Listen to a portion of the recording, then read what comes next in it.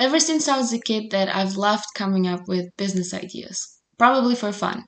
But as I grew up, I became more and more passionate about solving problems, finding solutions, and about startups in general.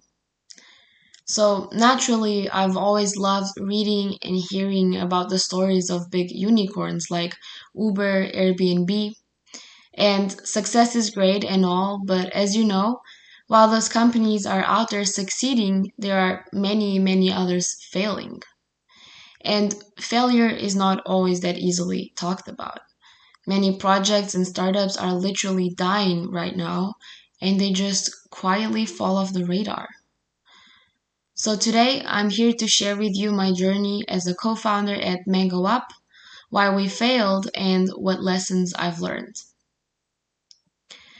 I've had several ideas and projects in the past, but I never really went beyond ideation and research. And that was until Mango Up.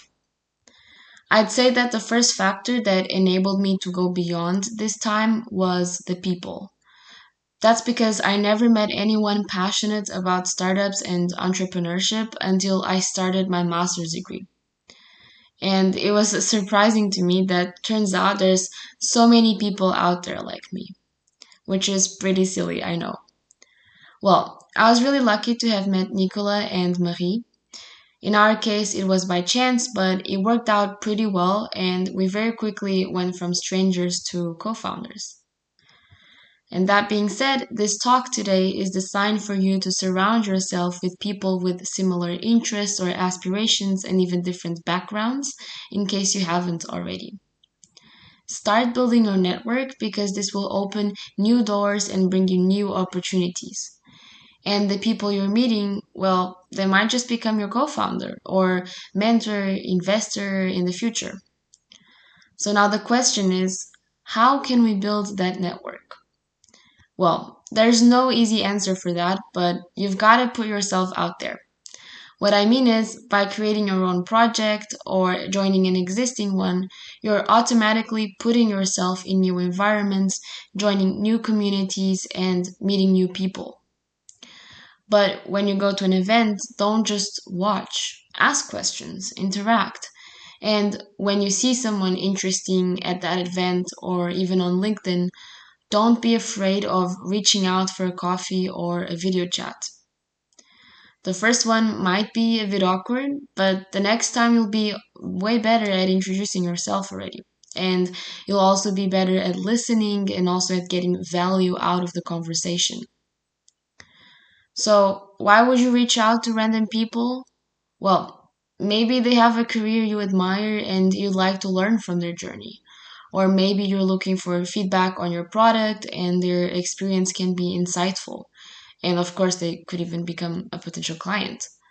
Or maybe you see synergies for you to collaborate somehow. My point is that having a why for your conversation, well, it makes the person more willing to accept and it also makes it more meaningful. But anyways, what was our startup after all? Well, it depended on the week. That's right. In a matter of months, we pivoted a million times. But the one thing that always stayed the same was our mission. As you can imagine, there were a lot of tough moments and a lot of questioning. Sometimes we didn't know what we were doing, we didn't know what our product was anymore, or if it was even worth it to keep going. We got lost countless times, but we always came back to the mission, our why, the reason we started Mango Up in the first place. And you might have heard of the what, how, why circle. What you do, your product, and how you do it, the process may change. But why you do it, your purpose, is what differentiates you. It's what makes you, you. So in the end, you might pivot a few times and change products in the meantime, but the identity of your project will stay the same as you will still be driven by the same mission. But don't get me wrong, defining your why is obviously not the key to success or to making it happen. But if your mission is not well defined and if you're not well aligned with your co-founders on at least your mission, it will be much harder to keep a focus. So take a moment to reflect on what drives you to wake up and get out of bed every day, and then take the time to discuss it with your team members and see if you agree. And bonus tip, this exercise is not only great to make sure you're in sync with your team, but also to agree on the exact words, the right mission statement that then you can use on your website, pitch deck, and just branding in general. And this also applies for your personal why and your personal brand, of course. But as I was saying, we pivoted a million times, and I wasn't joking. We tried different products and business models, and we always followed the advice that we were given. Test. And testing is a constant in any company. No matter if you're launching your first product, adding a feature to your current product, or even changing target group, you need to test. And to me, it's not just about testing. It's about testing all the way. During your project, you might get impatient, wishing, or even praying for fast results, but you need to allow yourself to validate a hypothesis completely. When building our project, we were always in a rush. We had the opportunity of creating many different things, and I'm really proud of those achievements. But I also know that we moved from one idea to the next as soon as we felt that results weren't coming in fast enough. When building a startup, it's crucial to be agile, to be willing to change, and to know when something is not working. In fact, it's extremely unlikely for a startup to stick to its initial concept. However, in our case, we perhaps pivoted too soon and too often. And this brings me to my next lesson learned. Deciding whether a project is going well or not requires more than gut feeling. If you don't set any goals in the first place, the project will never under or overperform, but you'll eventually be sailing aimlessly. Your objectives should be setting the direction you want to move towards. And to measure your progress, the right metrics are a must. And as you may know, metrics, usually called key performance indicators or KPIs, are ways of measuring performance in a quantifiable way. To summarize, numbers. That's what we need. So depending on your stage, objectives, and your type of product, your KPIs will vary. Of course, the number of sales is an obvious one. The more you sell, the better. But there are so many more, and it's also not always about revenue. It could be about cost efficiency. You want to acquire the biggest amount of clients with the lowest amount of money. Or it could even be about customer satisfaction. From 0 to 10, how much would they recommend your product? It could be about community engagement, brand awareness, the list goes on. And even if you're not yet ready to sell, you should use metrics to measure, for instance, the usage of your product or even to analyze customer interviews. Well, during our project, we always knew metrics were important, but I personally struggled to regularly track them, analyze them, and most importantly, to make decisions based on those results. So, what would I have done differently? Well, I would start by defining our monthly objectives.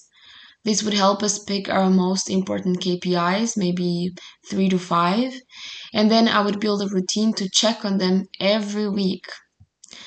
As an early stage startup, it's normal that our direction and goals change sometimes, but by building a habit of tracking what's going on and by looking at our objectives every week, it will help us maintain a focus. Your time is precious, and most of your actions and daily tasks should fall under your objectives to make sure you don't get lost and to make sure you're sailing towards success, whatever that may be for you. But I'll have to be honest, even if you do that, it won't always be easy to keep a focus. In fact, I'd even say it was by far our biggest challenge. When working on your startup, you should talk to as many people as possible. These people will probably be friends and family, who will be biased, by the way. Then it will be potential customers, mentors, and maybe investors if you're looking to fundraise. Well, and everyone will have their own opinion, their own ideas, but they won't always match each other. So in our case, in order to have some financial stability, we thought fundraising would be quicker than reaching profitability. But in the end, fundraising was so time consuming, we barely had time to improve our product and our results. We created and practiced our pitch. We contacted hundreds of investors, did loads of research, only to hear from them that we didn't have enough traction. And of course, this won't be the case for everyone, but we learned that traction, or real proof that people are willing to pay for a product, makes it much easier for investors to be willing to take the risk.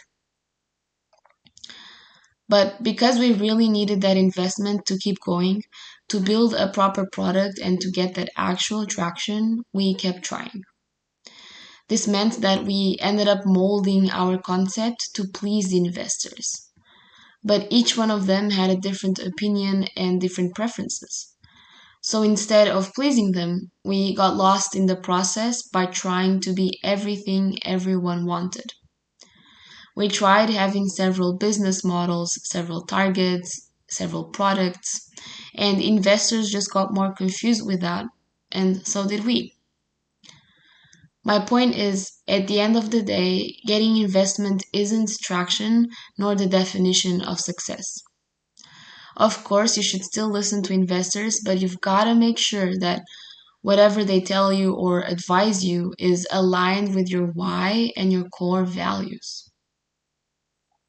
The ultimate voice you should listen to is the one of your customers or target group.